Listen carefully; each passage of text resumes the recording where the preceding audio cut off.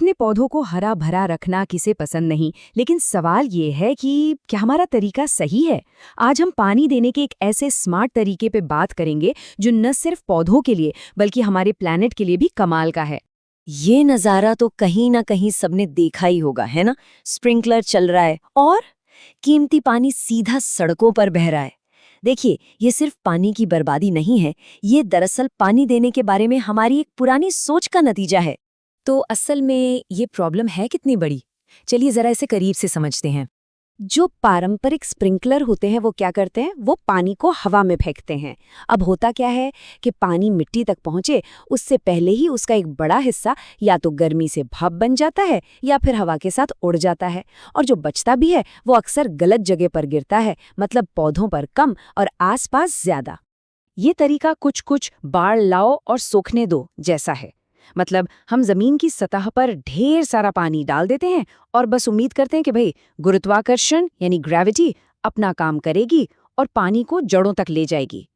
पर ज्यादातर होता क्या है, पानी सतह पर ही इधर उधर बहकर बर्बाद हो जाता है। तो प्रॉब्लम तो साफ दिख रही है, पर क्या हो अगर हम पानी देने के इस पूरे कॉन्सेप्ट को ही पलट दें? ऊपर से छिड़कने की जगह अगर पानी जमीन के नीचे से दिया जाए तो? सोचिए जरा, पानी को हवा में उड़ाने की जगह अगर उसे सीधे पौधों की जड़ों तक पहुंचाया जाए, ठीक वैसे ही जैसे मरीज को आईवी ड्रिप लगती है, बिल्कुल वहीं जहां उसकी सबसे ज्यादा जरूरत है। बस यही तो ड्रिप इरिगेशन का कमाल है। और यहीं पर साइंस अपना रोल प्ले करता है। देखिए, ड्रिप सिस्टम नेचर की एक बहुत ही दिलचस्प ताकत का इस्तेमाल करता है जिसे कहते हैं कैपिलैरिटी, या हिंदी में केशिका क्रिया। ये वही ताकत है जिसकी वजह से एक टिश्यू पेपर पानी को ऊपर की तरफ सोख लेता है। समझने वाली बात यह है कि ग्रेविटी पानी को सिर्फ एक ही दिशा में खींचती है, नीचे की ओर, लेकिन कैपिलैरिटी वो पानी को मिट्टी के कणों के बीच हर दिशा में फैलाती है, ऊपर नीचे दाएं बाएं हर तरफ। इससे होता यह है कि पानी सब जगह एक समान रूप से पहुंचता है। हाँ, लेकिन एक पेंच है। पानी कितना फैलेगा ये पूरी तरह से इस बात पर डिपेंड करता है कि मिट्टी किस तरह की है। मतलब वो रेतीली है, दोमट है या फिर चिकनी मिट्टी है। जैसे जो चिकनी मिट्टी होती है ना, उसके कण बहुत बारीक होते हैं, तो उनमें कैपिलरी खिंचाव बहुत मजबूत होता है और पानी काफी दूर तक फैल जाता है। वहीं दूसरी तरफ रेतीली मिट्टी में कण मोटे होते हैं, तो वहां ग्रेविटी हावी हो जाती है और पानी सीधा नीचे की तरफ बह जाता है। तो ये तो हो गया इसके पीछे का साइंस। चलिए अब देखते हैं कि वो कौन सी टेक्नोलॉजी है जो इस साइंस को असलियत में बदलती है। इस पूरे स्मार्ट सिस्टम की बुनियाद है ये खास तरह की ट्यूब। इसमें ना थोड़ी थोड़ी दूरी पर छोटे छोटे छेद होते हैं जिन्हें एमिटर्स कहते हैं। इनकी खासियत ये है कि पानी का प्रेशर चाहे कितना भी हो, ये बहुत धीरे धीरे और लगातार बूंद बूंद करके पानी छोड़ते रहते हैं। अब इसी में एक अपग्रेड आता है, इको रैप। इसमें क्या होता है कि ट्यूब के ऊपर एक खास तरह के कपड़े की परत लपेटी होती है। ये दो काम करती है। एक तो ये पौधों की जड़ों को ट्यूब के अंदर घुसने से रोकती है, और दूसरा ये पानी को मिट्टी में और भी अच्छे से फैलने में मदद करती है। और फिर आता है सबसे एडवांस्ड सिस्टम, इकोमैट। ये तो समझिए एक तरह का सिंचाई का कंबल ही बिछा देता है।